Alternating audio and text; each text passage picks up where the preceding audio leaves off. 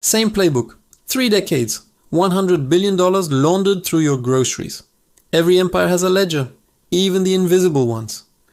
Today, we aren't looking at shootouts or street wars. We're looking at the balance sheet of the world's most successful logistics company, the Sinaloa Cartel, and I have the receipts to prove it. You might think of them as a gang, but that's your first mistake. They are a multinational corporation with a reach that rivals Amazon or FedEx. To understand the Sinaloa Cartel, you have to stop looking at the drugs, look at the trucks, look at the shipping containers, look at the legitimate agricultural exports moving across the border every single day. Here's the truth they don't want you to see. The cartel didn't just survive the war on drugs, they optimized for it. They turned the border into a frictionless gateway using the same principles as modern retail. But the real story is in the numbers. While governments were focused on kingpins, the cartel was busy hiring supply chain experts. They were building a parallel economy that functions right under your nose. Think about your local supermarket. Those avocados and tomatoes might be more than just produce. They are the perfect camouflage for a financial system that moves billions without ever triggering a bank alert. But here's where it gets interesting. The Sinaloa Cartel operates on a just-in-time delivery model. This isn't a theory. This is a sophisticated business strategy designed to minimize risk and maximize cash flow. Sound familiar? It should. It's the same playbook used by every Fortune 500 company. They don't want inventory sitting in warehouses. They want it moving. Constant motion is the key to their survival. Remember this number, 15%. It becomes important later when we discuss their laundering efficiency. For now, just realize that your global economy is inextricably linked to their shadow operations. This is not a bug. This is the design. The cartel realized decades ago that the most valuable asset isn't the product, it's the infrastructure. It's the ability to move anything, anywhere, at any time. Let me show you exactly how this works. They don't just bribe officials. They buy the logistics companies. They own the trucking fleets, the warehouses, and the customs agencies that facilitate global trade. Here's the first piece of evidence. According to the DEA's National Drug Threat Assessment, the cartel utilizes legitimate trade to mask its movements. This isn't just smuggling, it's integrated corporate logistics. They call it a drug war, but it's really a competition for market share. On one side, you have the state. On the other, a shadow corporation with a bigger budget and zero regulatory oversight. While you're not paying attention, they are expanding into new markets. They've moved beyond North America. They are now a dominant force in Europe, Asia, and Australia, using the same agricultural front companies. But to understand their current power, we have to look at the rising action of their corporate evolution. They move from being simple producers to becoming the world's premier logistics brokers. The cartel doesn't always own the product. Sometimes they just own the route. They charge a Peso, Pechon, or a tax for anyone else to use their infrastructure. They've become the landlords of the underworld. Let me show you the first piece of evidence regarding their agricultural laundering. In 2021, the US Treasury identified several Mexican produce companies as fronts for the Sinaloa Cartel's financial operations. These companies exported millions of dollars worth of tomatoes and peppers. But the real profit wasn't in the vegetables. It was in the cash hidden within the financial ledgers of those legitimate businesses. This is the part they hide. By mixing criminal proceeds with legitimate agricultural revenue, they create a clean stream of income. It's nearly impossible for auditors to separate the two without a forensic deep dive. You were right to be concerned about the integrity of global trade. The cost of not knowing this is a world where your morning salad might be subsidizing a global criminal empire. Think about that. But here's the catch. To maintain this just-in-time model, they need absolute control over the ports. They focused their energy on Manzanillo and Lázaro Cárdenas, Mexico's most vital gateways to the Pacific. These ports are the entry points for chemical precursors from China. The cartel manages these chemicals with the same precision that a pharmaceutical company manages its raw materials. It's a seamless, global supply chain. Stay with me because the next part changes everything. We're moving from the trucks to the bank accounts. This is where the Sinaloa Cartel truly separates itself from its competitors in the criminal world. They've mastered the black market Peso exchange. It's a complex system where drug dollars in the US are traded for pesos in Mexico through legitimate businesses. No money ever actually crosses the border. Here's how it works. A Mexican businessman needs dollars to buy equipment in the US.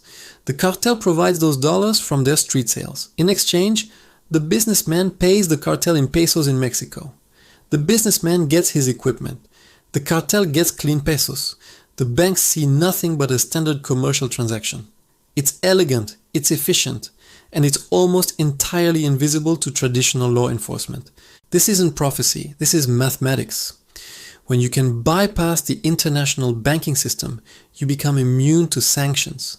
You become a ghost in the machine of global finance, moving billions at will. Now let me show you the pattern. Every time the government shuts down one front company, two more appear. They are decentralized.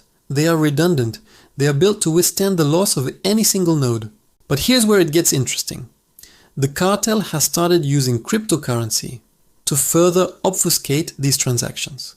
They are early adopters of technology, always staying one step ahead of the regulators and the police.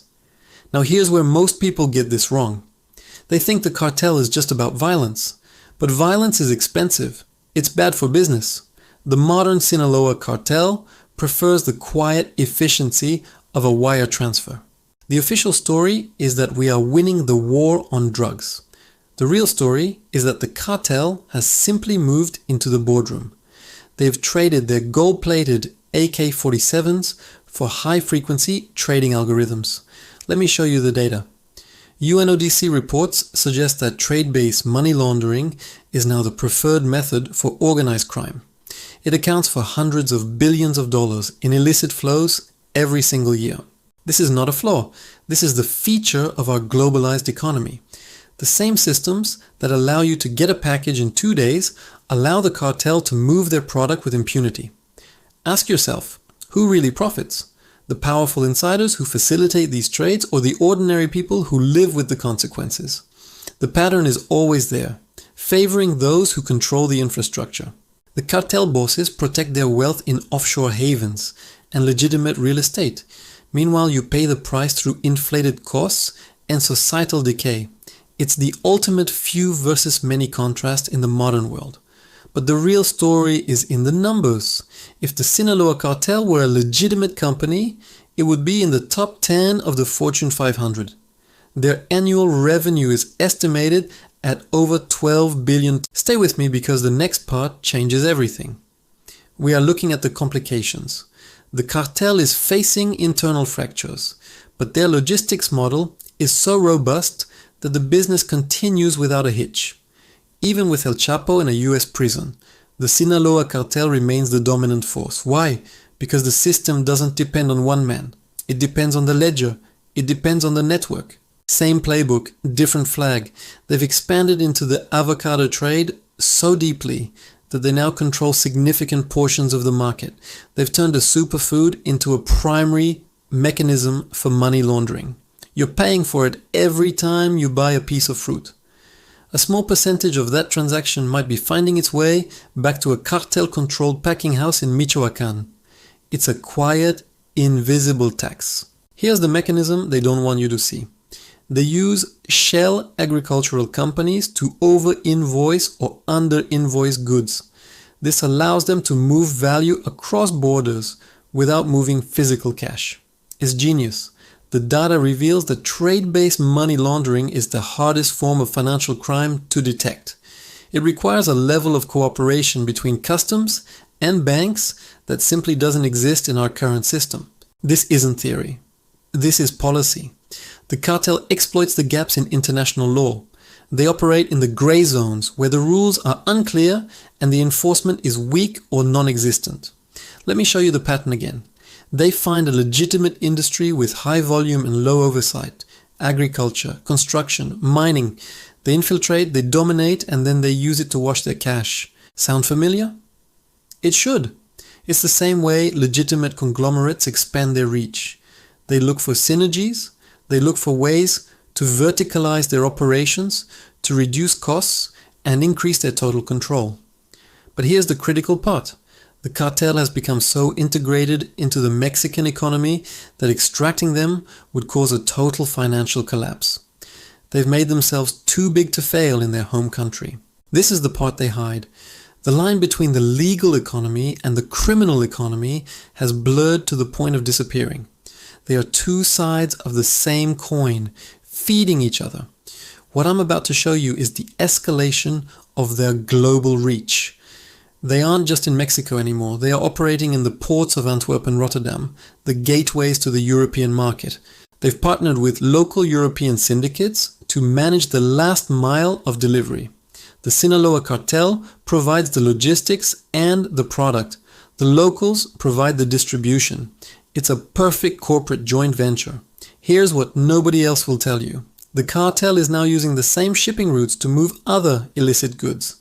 Human trafficking, counterfeit electronics, endangered species. Their logistics network is product agnostic. Anything that turns a profit. The math says their profit margins are astronomical. While a legitimate logistics company might dream of a 10% margin, the cartel is operating at 1000% or more. They have an infinite supply of capital. This isn't just a criminal problem. This is an existential threat to the global financial system. When billions of dollars of illicit cash can enter the stream undetected, it distorts everything from exchange rates to property values. Every day this continues, you lose. You lose the integrity of the markets. You lose the safety of your communities.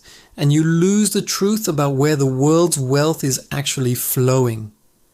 Now let me show you who loses. It's the small farmers who are forced to sell their land. It's the honest businessmen who can't compete with cartel-subsidized fronts. It's the many suffering for the few. But here's the twist. The cartel is now moving into cybercrime. They are hiring hackers to steal data and extort companies. They are diversifying their portfolio just like any smart investment fund would do. Here's why this matters today. The same logistics network used for avocados is now being used to move fentanyl precursors. The speed and efficiency of their just-in-time model is fueling a global health crisis. Right now, the same mechanism is happening. As you watch this, a container is being loaded in a port somewhere, filled with legitimate goods and a hidden cargo that will generate millions in illicit profit. This is not a bug. This is the design of a world that prioritizes speed of trade over the security of the system. The cartel is simply the most efficient player in that world. Period. Let me show you the hidden mechanism of their crypto laundering. They use tumblers and mixers to break the link between the criminal source and the final destination. It's the digital version of the agricultural front. The truth is, the cartel is more adaptable than any government agency. They don't have to deal with bureaucracy or budgets. They only have to deal with the bottom line. And their bottom line is thriving. Now you see the full picture. The Sinaloa Cartel isn't a relic of the past. It's a vision of a dark, hyper-efficient future. A world where the corporation and the cartel are indistinguishable from one another. But here's the question nobody asks. If we can track a package from halfway across the world, why can't we track $100 billion? The answer is that the system isn't designed to. The system is designed for flow, and the cartel has become the masters of the flow. They are the water that finds every crack in the dam, eventually causing their whole structure to weaken. What makes this dangerous today is the convergence of criminal finance and state-level corruption. Right now, the same pattern is happening in dozens of countries, where the cartel's money buys political protection. This isn't speculation. This is documented in the thousands of pages of court records from the trials of cartel leaders and their political enablers.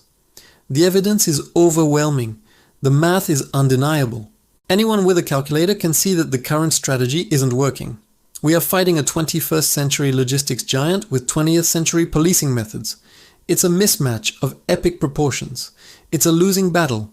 The cartel is crushed by nothing, not the loss of their leaders, not the seizure of their assets. They simply account for these as operating expenses and continue their global expansion without missing a beat. See?